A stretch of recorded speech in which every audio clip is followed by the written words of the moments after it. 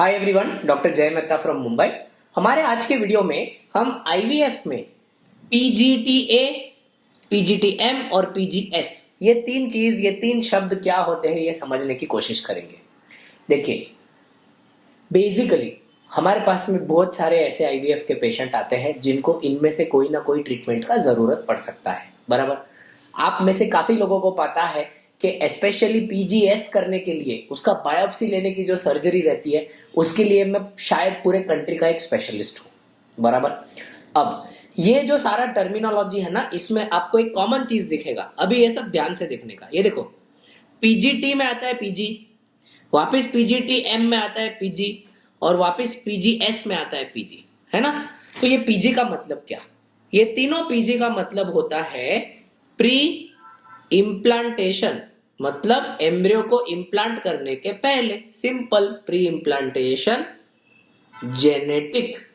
Ji stands for genetic, alright. जो T रहता है, ये जो टी है ना, प्री इम्प्लांटेशन जेनेटिक का ट, ये ट का मतलब है testing, okay. A is for aneuploidy. जब हम एम का बात करते हैं, एम इज फॉर मोनोजीन्स, मतलब सिंगल जीन, ओके। और जब हम पीजीएस में एस का बात करते हैं, दैट इज फॉर स्क्रीनिंग। तो अगर आप इतना समझ गए तो इसका मतलब क्या? ये सारे के सारे जेनेटिक टेस्ट है, बराबर। ये जेनेटिक टेस्ट किए जाते हैं किस पे? आपके बने हुए एम्ब्रियो पे, आपके बने हुए बेबी पे ये टेस्ट किया जाता है, बराबर। ये जो सर्जरी रहती है ना, इसको हम बोलते हैं ट्रोफ एक्टोडर्म बायोप्सी, बराबर। इस चीज को लेके आपको चाहिए तो आप मेरा लाइव वीडियो देख सकते हैं। मैंने लाइव प्रोसीजर दिखा है, काफी साल पुराना वीडियो है। इनफैक्ट हम तो काफी सालों से ये चीज कर रहे हैं, राइट। अभी आप बोलेंगे अरे डॉक्टर क्या झूठ बोलता है, एम्ब्रियो पे मतलब जो बेबी अभी तक पैदा भी नहीं हुआ उस पर थोड़ी ना कोई बायोप्सी कर सकता है, फेंकू, बराबर। ऐसा कुछ भी नहीं है। जब आप आपके एम्ब्रियो को डे 5, जिसको हम बोलते हैं ब्लास्टोसिस्ट, बराबर ना, जब आप एम्ब्रियो को यहाँ पे कल्चर करते हैं तो देखिए, ये जो एम्ब्रियो रहता है ना, इसमें मोर देन 75 to 100 सेल्स रहते हैं, बराबर। ऐसा इसमें एक स्पेशल पिपेट यूज किया जाता है। वो एक स्पेशल पिपेट यूज करने के बाद में इसके मशीन के द्वारा हम इसमें से कम 4 या 5 ऐसे सेल्स को बाहर निकालते हैं और ये सेल जाते हैं फिर करवाने के लिए जेनेटिक टेस्टिंग, बराबर। अब ये जो जेनेटिक टेस्टिंग है, इसमें पेशेंट का हमें पीजीटीए करना चाहिए, पीजीटीएम करना चाहिए या पीजीएस करना चाहिए। सबसे पहला बात, इस चीज में खुद का दिमाग नहीं लगाने का। ये चीज का डिसीजन आपके डॉक्टर या आपके जेनेटिक कंसल्टेंट को लेना चाहिए, खुद नहीं दिमाग चढ़ाने का इसमें, बराबर।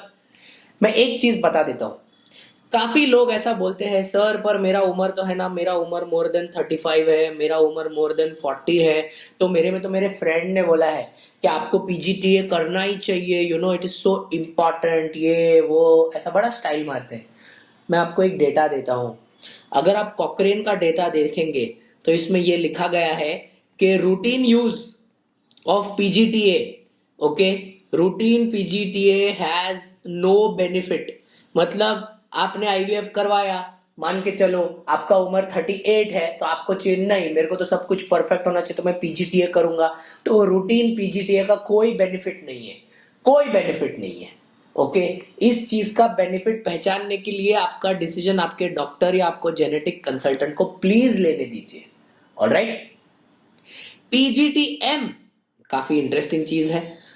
बहुत सारे ऐसे पेशेंट रहते हैं जिनको सिस्टिक फाइब्रोसिस, ओके, टीएमडी हमारी भाषा में बोले जाते हैं, ड्यूशेन मस्कुलर डिस्ट्रोफी, ऐसे करके बहुत सारे जेनेटिक डिसीजेस रहते हैं।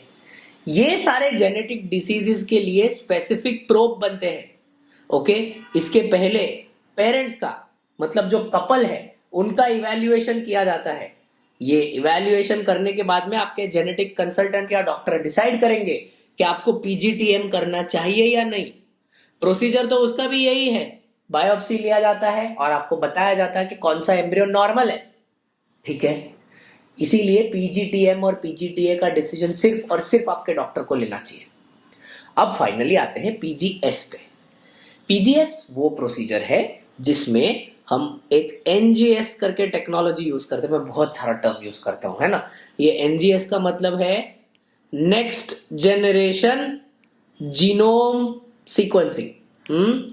इस प्रकार का एक टेस्ट यूज करके यही सेल्स में से उन लोगों का जिनको पता नहीं है कि उनको कोई जेनेटिक प्रॉब्लम है या नहीं, बट आईवीएफ 3 बार से ज्यादा फेल हुआ है, कोई कारण नहीं मिला है, 3 बार से ज्यादा एबॉर्शन हो चुका है, कोई कारण नहीं मिला है, ओके, नो रीजन, ऐसे जब पेशेंट रहते हैं तो उनमें हम पीजीएस सजेस्ट कर सकते हैं और हमें एम्ब्रियो क्रोमोसोमली यूप्लॉइड मतलब क्रोमोसोमली नॉर्मल या क्रोमोसोमली एन्यूप्लॉइड, एन्यूप्लॉइड मतलब एबनॉर्मल है या नहीं, ये हमें पता चल सकता है।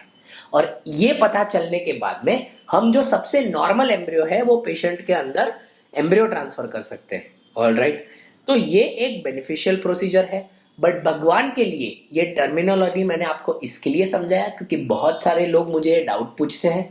बहुत सारे लोगों को ऐसा लगता है, मैं ये प्लीज आंसर कर देता हूं, बहुत सारे लोगों को ऐसा लगता है कि सर जेनेटिक टेस्टिंग करेंगे तो हमको सेक्स पता चलेगा ना, लड़का है या लड़की है। गलत। इंडिया में ये sex determination is a punishable offence.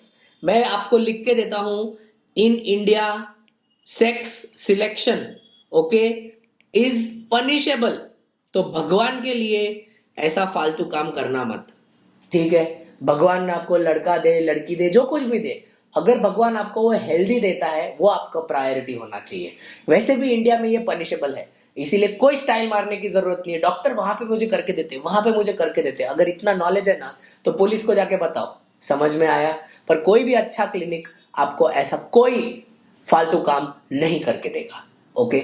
इसके ऊपर अगर आप में से किसी को जेनेटिक टेस्टिंग को लेके कोई भी क्वेश्चंस है, मैंने आपको बताया अगर बहुत इंटरेस्ट है तो ट्रोफेक्टोडर्म बायोप्सी पे आप हमारा वीडियो लाइव देख सकते हैं। पर अगर कोई भी क्वेश्चंस है तो आप कमेंट्स में डालिए, मैं या मेरे कोई टीम मेंबर्स आपको हेल्प करने की कोशिश करेंगे। Thank you so much. Friends, we are available for consulting in Bombay, Indore, Ahmedabad and Bangalore. Bombay is our primary location. All appointment numbers are mentioned in the description. If anyone is genuinely interested, they may contact the hospitals for the same.